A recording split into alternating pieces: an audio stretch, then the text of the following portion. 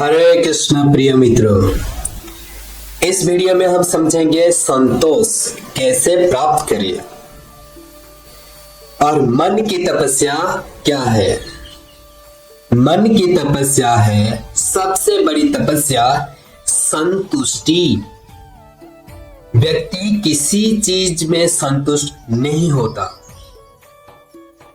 होना तो यह चाहिए हमारे पास जो है भगवान की कृपा से मिल जाए, उसमें संतुष्ट हो जाए।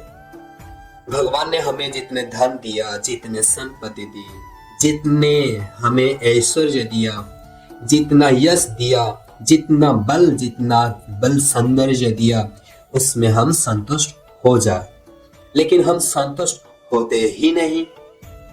वैसे ही इस जगत का नियम है असंतुष्टि, और इसीलिए मन की तपस्या है संतुष्टि। अर्थात हम संतुष्ट होना सीखना चाहिए। एक बार किसी व्यक्ति ने अपने घर के पास बहुत जमीन थी, उस पर एक बोर्ड लगा दिया कि जो भी संतुष्ट व्यक्ति है उसको यह जमीन मुफ्त मिल जाएगी। एक बार एक बहुत अमीर आदमी जा रहा था और उसमें उस बोर्ड पढ़ा रहे संतुष्ट व्यक्ति को जमीन मिलेगी।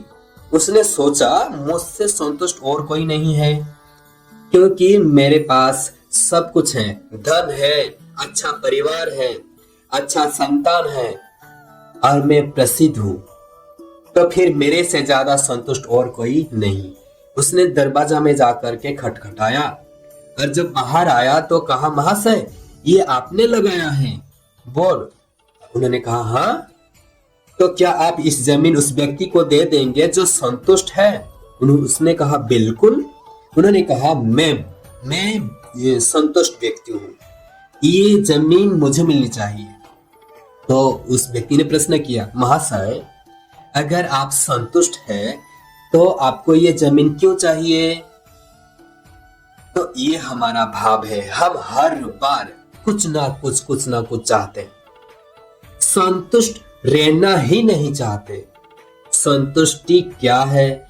संतुष्टि का अर्थ जो मिले उसमें अपना जीवन यापन करना। संतुष्टि का अर्थ है दूसरे के वस्तु को पत्थर के समान देखना। ये संतुष्टि है कि हमारे पास जो है वही ठीक है। चाणक्य पंडित इसलिए कहते हैं, मातृवत परदारेषु परद्रव्येषु लोष्टवत्। दूसरे के धन को कंकन पत्थर के समान देखना चाहिए। हमारे जो है उसमें संतुष्ट रहना चाहिए। तो संतुष्टि ये बहुत बड़ी तपस्या है मन के लिए, क्योंकि मन हमेशा हमारा उधर उधर भागता रहता है। व्यक्ति सोचता है हमें इतना पैसा मिल जाएगा तो मैं शांत हो जाऊंगा, होता ही नहीं। मन सोचता है और कमाए।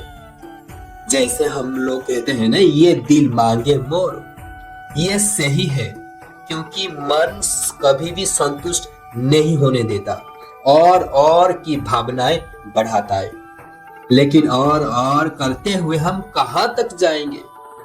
आपके पास जो भी आप है, वो व्यक्ति सोचता है कौन इतना हो जाएगा तो मैं योजना बनाऊंगा, फिर एक दिन हम फिर मर जाएंगे। और जीवन में मृत्यु अटल सत्य है, लेकिन फिर भी हम उन चीजों के पीछे भागते हैं जो चीजें हम इस सत्य से दूर ले जा रही है।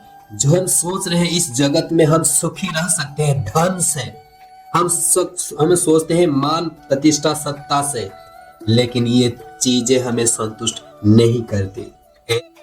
ऐसा नहीं होता कि हम उस चीज को पालें तो फिर हम संतुष्टि हो जाए। तो ऐसा क्यों नहीं होता? ऐसा कारण क्या है?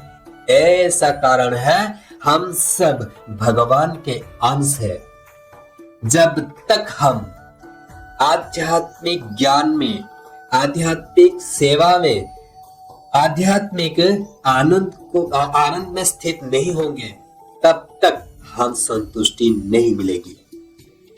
केवल संतुष्टि मिलती है जब ये आत्मा अर्थात हम, परम आत्मा अर्थात भगवान की सेवा में लगते हैं, तब जीव पूर्ण संतुष्ट हो जाता है। क्यों?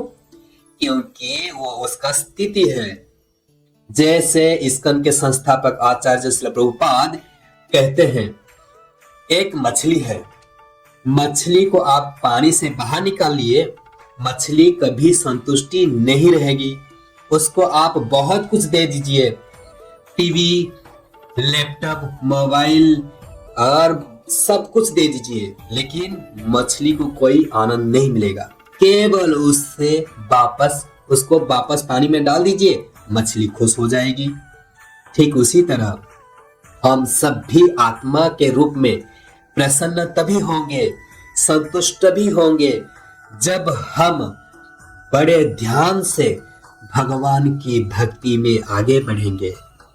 इसीलिए भौतिकता को बढ़ाना ठीक है, जैसे बढ़ रहा है, लेकिन उसके साथ साथ भक्ति को भी बढ़ानी चाहिए, भगवान की ओर बढ़ने का प्रयास करना चाहिए। ये जीवन की सच्ची सफलता है।